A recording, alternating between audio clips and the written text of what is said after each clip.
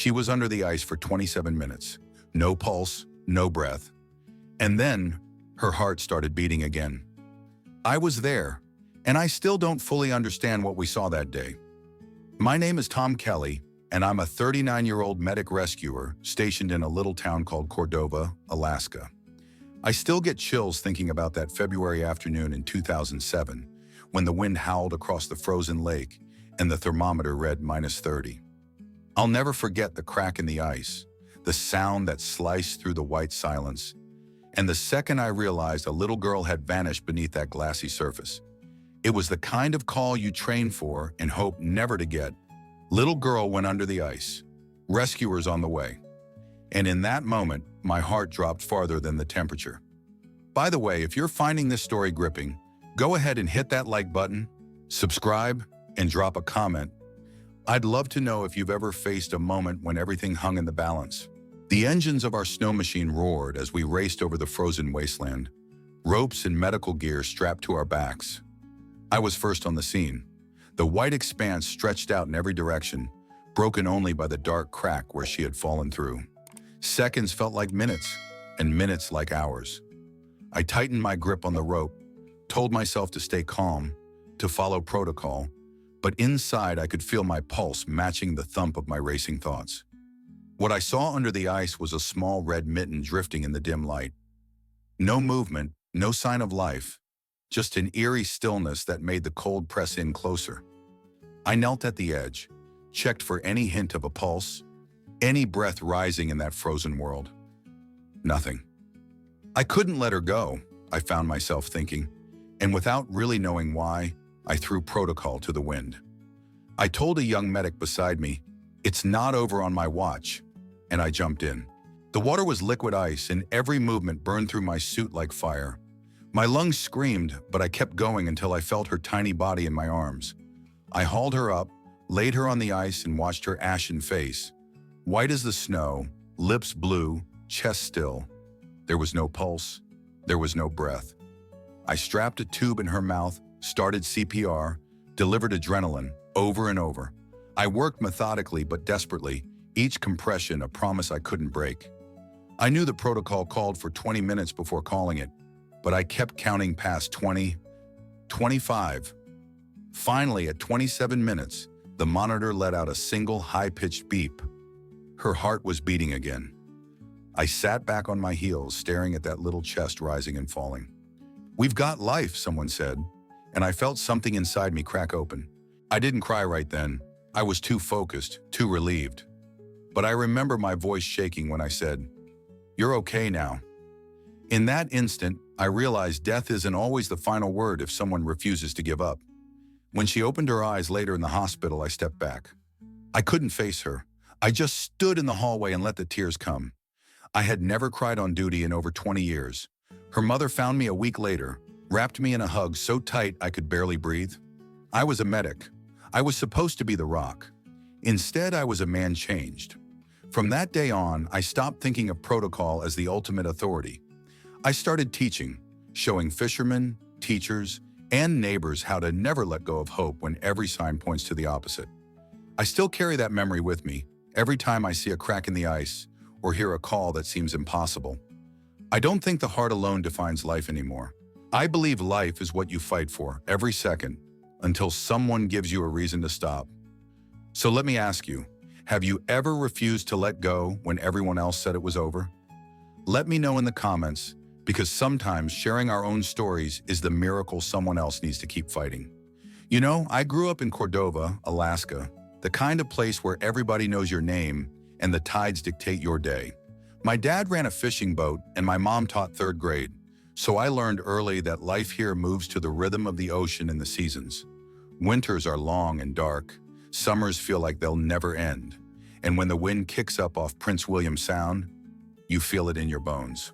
I was 16 when I first volunteered for the local volunteer fire department, just tagging along to help roll stretchers or hand out blankets. But I can still see the look on that boater's face when his partner slipped into the water and I stuck a basic airway in his mouth and kept him breathing until the medevac chopper arrived. That moment changed everything for me. By 19, I was a certified EMT, and by 22, I'd earned my paramedic license. To be honest, becoming a medic wasn't something I planned as a kid. It was something that chose me when I realized how fragile life could be in remote Alaska, where sometimes an hour's drive means the difference between life and death. After 20 years in this job, I can tell you that being a rural medic rescuer isn't glamorous. Its pre-dawn starts in a snow machine trailer, loading up oxygen cylinders and frost-coated trauma bags, then heading out into storms that would scare off most folks. It's treating hypothermia on the side of an ice road and stabilizing a broken femur in a cabin with no electricity. It's knowing that the nearest trauma center is a 2-hour flight away, so you have to be confident in your skills, your chest compressions, your intubations, your IV line placements, because nobody else is coming to hold your hand.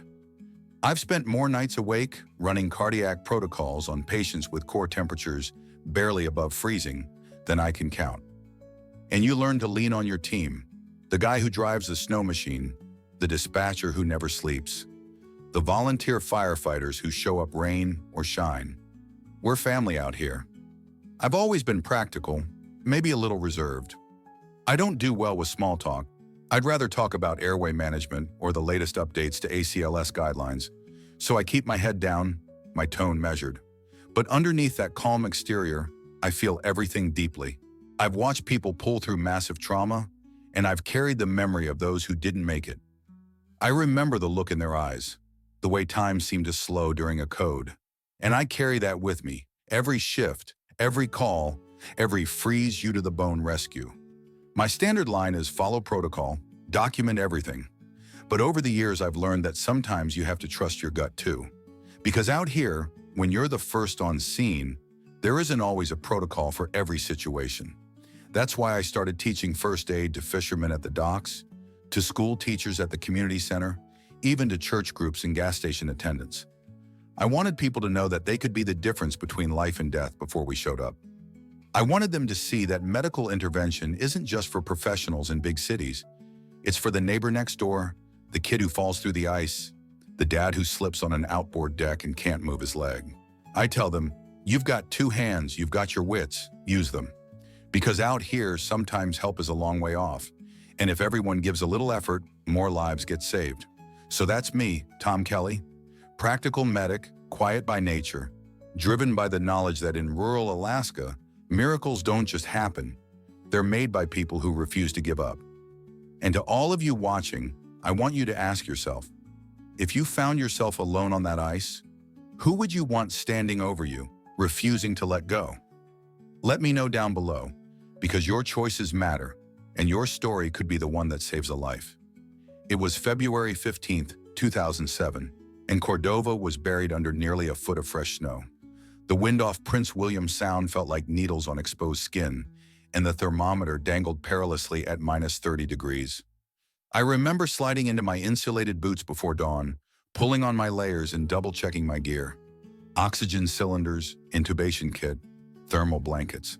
My partner, Mike, he'd been my right hand for 5 years, was already firing up the snow machine, the engine's growl echoing through the otherwise silent station.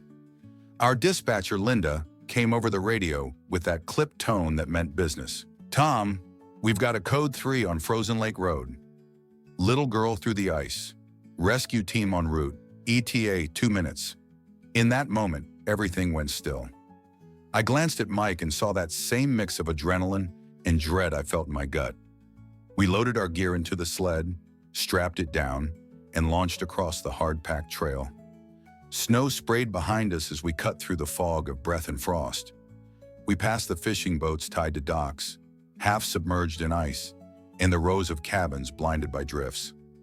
Every meter closer felt heavier, like the air was thick with anticipation. The trigger wasn't the call itself. It was the image I couldn't shake, a child's laughter echoing on thin ice seconds before it turned into a nightmare. When we arrived, a small crowd had gathered at the lake's edge. A trembling father, bundled in layers, clutching a cell phone, an aunt clutching a fleece blanket, 2 volunteer firefighters holding ropes and flashlights. The lake's surface was a mosaic of white and gray, snow meeting ice, meeting dark water. There was a single jagged crack leading into that abyss. I could see her red mitten floating near the edge, only inches from the opening where she'd fallen through. My boots crunched as I approached, Mike at my side. He handed me the rope, and I tied the clamps I'd practiced 1,000 times. Behind me, the father muttered prayers under his breath. The aunt wiped tears. None of it distracted me, but it reminded me who I was fighting for. At the edge, I knelt and peered into the icy darkness. The surface trembled as my partner shone a flashlight down. Water so cold it roared in my ears, swirling around that mitten. No sign of movement, no bubbles. I felt the eyes of the entire crowd, and somehow that made the world even quieter. Moments felt like hours. The protocol in my head urged me to call for backup, to wait for additional divers. But something in me tightened, an instinct to act. I looked to Mike, whose jaw was set, and said, "I'm going in." He didn't argue. He secured the line around my waist, tested the knot, and gave me a steadying nod. As I slid into the hole, the water felt like liquid glass, searing through my neoprene suit. My lungs screamed to breathe, but I forced calm, counting my kicks as I descended into the gloom. Mike's flashlight cut through the blackness, and then I saw her. A small body curled, hair floating like tendrils, lips the color of bruises, no pulse, no breath. But I reached out, wrapped my arms around her, and pushed toward the surface. Each kick was a battle. When I broke through, dripping and shivering, the ropes rubbed against the ice. Mike and the volunteers hauled us onto the frozen shore. That moment, her weight in my arms, her stillness, was my own broken silence. That's where the story really starts. On a frozen lake, surrounded by people praying she'd still be alive, and a kid who needed someone to refuse to let go. And that refusal, that single spark, would change who I thought I was and what I believed possible. Right after we hauled her out of the hole, the first sign that things were going sideways hit me like a punch to the gut. Her tiny body felt shockingly cold, colder than anything I'd ever treated, and her chest was still stone still despite my CPR. I yanked off my gloves, cleared her airway, and started compressions. But the sled beneath us was uneven, sliding on the ice with every push. My partner Mike was trying to run the monitor, but the screen flickered and then went dark, batteries freezing. We had no reliable read on her rhythm, just the echo of my own heart thumping in my ears and the wind whipping snow across the scene. My mind raced. Protocols said 20 minutes maximum before you call time of death, but her core temperature was well below 32 degrees, which meant no signs of life wasn't the same here.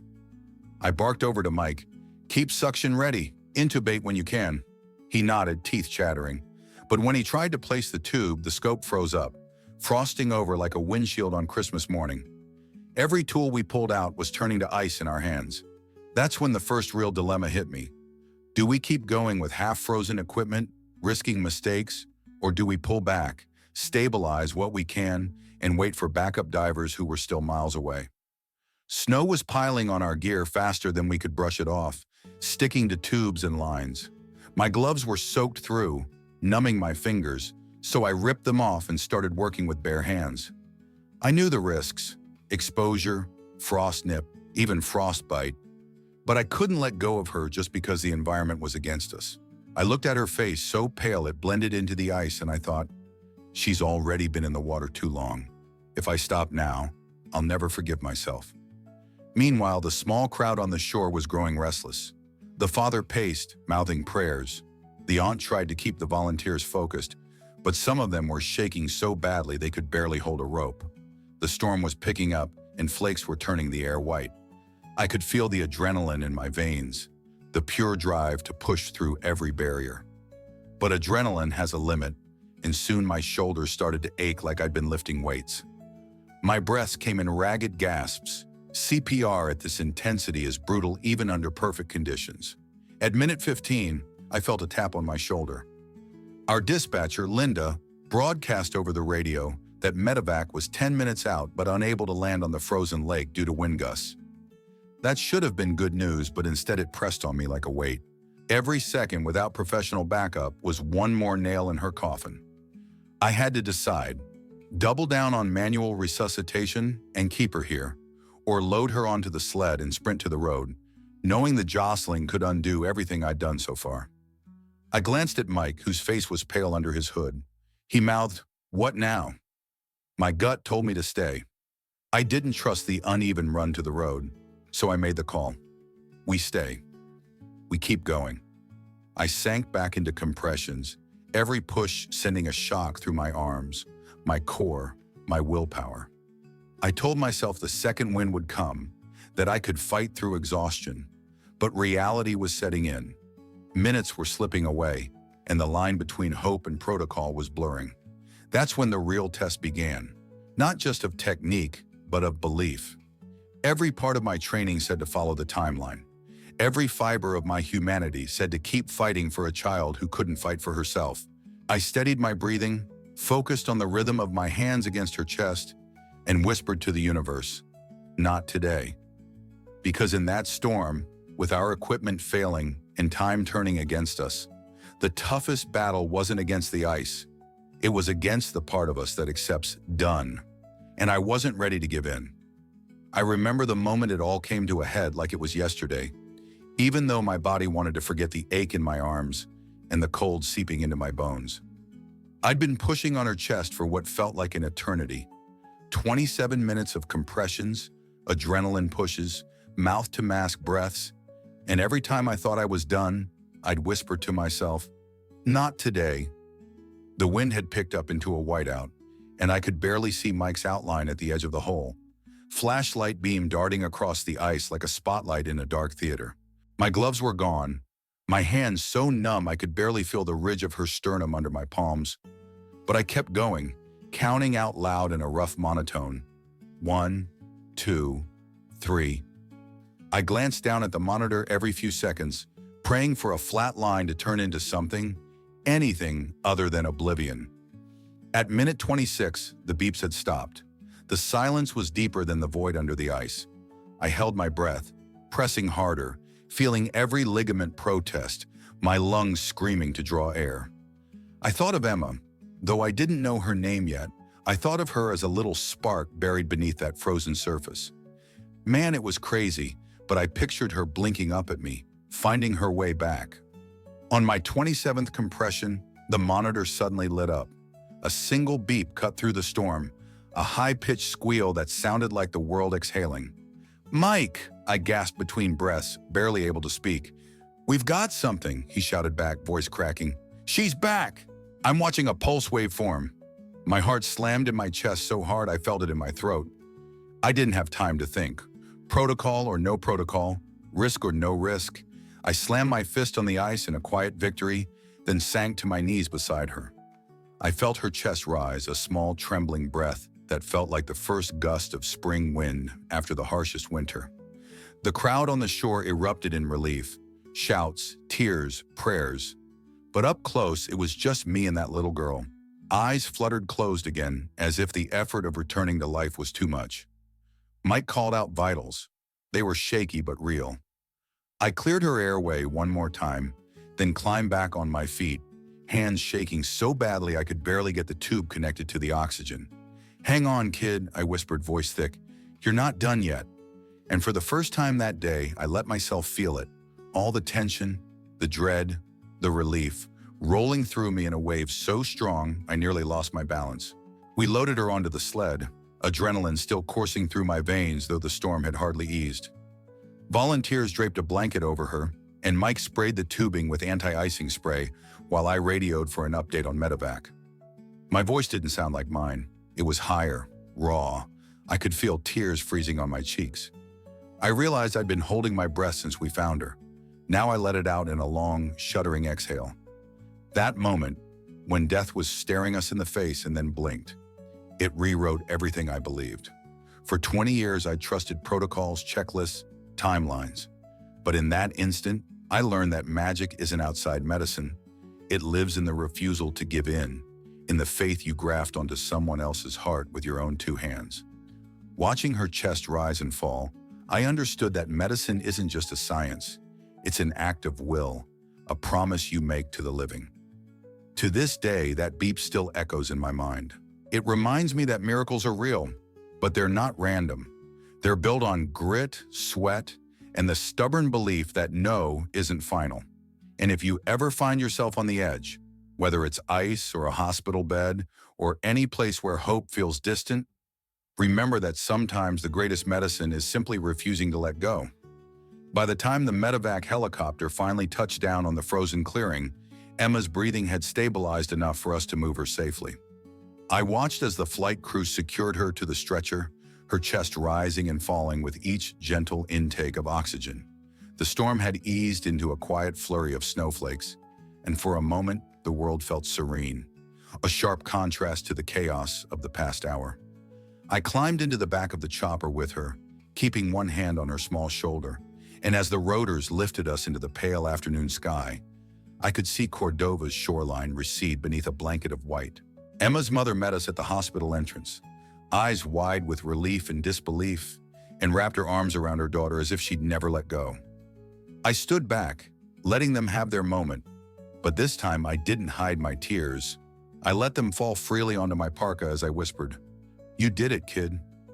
The days that followed were a whirlwind of tests, checkups, and tearful reunions. Emma defied every expectation. No brain damage, no memory loss, no lingering complications. When she finally walked out of the hospital 10 days later, bundled in a pink coat and clutching her mother's hand, I felt something shift inside me. I realized that our job as rescuers isn't just to pull people from danger, but to bring them back to life in every sense, to hold space for their second chance. A week after her release, I visited Emma's home for her recovery celebration. She ran across the yard, arms outstretched, snowflakes caught in her hair, and then looked up at me with a grin as bright as the Alaskan sun. "Thanks for not giving up on me," she said, and I choked back a laugh and a sob at the same time. In the months and years that followed, Emma and I kept in touch. I'd check in on her at every school play, every birthday, every family gathering I could attend. Her resilience fueled my passion for teaching first aid in communities across the state, because I'd seen firsthand how critical the first response can be when every second counts. I left full-time rescue work 3 years later, not because I was done with the job, but because I wanted to build a legacy that extended beyond my own shifts on the ice. I started training volunteers, equipping small towns with the knowledge and confidence to act decisively in emergencies, the way my team and I had that frozen day. Looking back, I see that resolution isn't a neat ending. It's the ongoing story of a life saved, a family healed, and a community strengthened. Emma went on to become a camp counselor at the same lake where she nearly lost her life, teaching kids to respect the ice and to trust in the kindness of strangers. Her mother still jokes that I'm part of the family, and I wouldn't have it any other way. As for me, I learned that sometimes the best endings are the ones we carry with us, woven into every lesson we teach, every hand we hold, every life we're determined to save. It wasn't just the end of that harrowing rescue, it was the beginning of a deeper understanding that hope and action together can rewrite the story of any near tragedy. And that, to me, is the real measure of a resolution. In the days after Emma walked out of that hospital, I felt a curious mix of relief and restlessness. My body had finally slowed down, no more racing heart or frozen fingertips. But my mind kept replaying every second of that rescue. I found myself laying awake at night, staring at the ceiling, wondering how many lives slip away because someone gave up too soon. For years, I'd relied on checklists and protocols to guide me. But now I carried an unshakable conviction that sometimes the only protocol that matters is the one you write with your own two hands. That experience shifted my relationship with fear. Before I saw fear as a weakness to be controlled. Afterward, I recognized it as a compass, telling me when I needed to push harder. Cold morning calls no longer felt like routine. I greeted each one with a quiet gratitude, knowing I might be the difference between darkness and a child's next breath. I also realized how much I'd closed myself off emotionally over 2 decades on the job. I was the rock, never the man. But after letting those tears fall on the ice, after hugging Emma's mother in that hospital corridor, I understood that compassion is not a liability, it's a bridge. Teaching first aid took on new meaning for me. Every time I showed someone how to do chest compressions, I saw in their eyes the spark that said, "I can save a life." And that spark reminded me of the day a little girl taught me what resilience really looks like. My days in full-time rescue eventually wound down, but I kept answering calls for community training, school visits, and safety workshops, carrying Emma's story with me everywhere. I'd tell audiences that the best medicine isn't always in a vial. It's the refusal to accept no when a life is on the line. Looking back now, nearly 20 years later, I see that the truest mark of a rescue isn't just pulling someone from danger. It's what happens afterward, how you let that moment reshape your heart and your purpose. For me, the aftertaste of that frozen rescue has been a lifelong commitment to hope, hard work, and the belief that every one of us has the power to be the reason someone survives. If there's one thing I've carried with me since that February day on Frozen Lake Road, it's that life isn't defined by the moments we fail, but by the moments we refuse to surrender. I learned that protocols and guidelines are crucial, but they're only tools. Real rescue comes from the heart and the grit to keep going when every indicator says to stop. When I felt my gloves freeze to my skin and my muscles burn under the weight of 27 minutes of CPR, I discovered that true resilience isn't something you're born with. It's forged in the crucible of choice, decision by decision, every time you hear "it's done" and answer back, "not on my watch." I learned that fear can be an ally, sharpening your focus rather than paralyzing your action, and that compassion isn't a weakness. It's the fuel that keeps you pressing on when exhaustion and doubt threaten to overwhelm. I walked away from that rescue with a deeper respect for the fragile threshold between life and death, and a commitment to stand on that line whenever someone needs a hand to pull them back. I realized that every person, no matter how untrained or afraid, can become a first responder in their own way, simply by choosing to act, by refusing to accept the silence of a flatline. I understand now that the best lesson isn't taught in a classroom. It's lived at the edge of possibility, where hope meets determination. So whenever you face a challenge that seems insurmountable, remember this: there's power in persistence, strength in empathy, and miracles in the moments you decide not to let go. That's the lesson I carry, and I hope it becomes yours too. After that frozen rescue, word spread through our network like wildfire. Emma's survival became a sort of legend among Alaska's rescue teams. Every new recruit I trained had heard the story, the medic who refused to quit, who kept pressing on when every protocol screamed to stop. I started getting calls from neighboring towns asking me to come share what happened on that lake, and before long I was flying out to conferences, speaking at emergency response workshops, telling my team that hope should never be sidelined by procedure. Some colleagues thought I was reckless at first. 27 minutes of CPR was well beyond standard guidelines. But when Emma walked into that hospital lobby healthy and smiling, they understood that sometimes you have to balance the rule book with the human heart. In the years that followed, I never encountered a case quite like Emma's. No one has to date come back from 27 minutes under ice without damage. But the experience changed how I approached every call. I stopped viewing the timeline in absolute terms and started teaching teams to look at each patient's story, their physiology, their will to live. I developed a training module we called Hope Protocol, where responders learn not only medical skills but also how to read the room, gauge family dynamics, and summon the emotional resilience needed when equipment fails or the elements turn against you. That module became a staple in rural Alaska EMT courses, and I still get emails from firefighters in Fairbanks or paramedics in Juneau, telling me they applied that mindset and saved lives because they refused to give up. Personally, I found my own rhythm shifting. I stayed on the rescue squad for 3 more years, but I began to see my role not just as a hands-on medic, but as a mentor and community builder. I started organizing ice safety day events at local schools, demonstrating self-rescue techniques and CPR on snowmen models, and I worked with fishing unions to equip skiffs with simple rescue kits and training. Emma's family became part of that mission. Her dad joined in teaching youngsters about the dangers of thin ice, and last winter they helped fund new thermal blankets for our station. Today, Cordova's rescue team carries Emma's picture in our briefing room, a reminder that one life can change so many.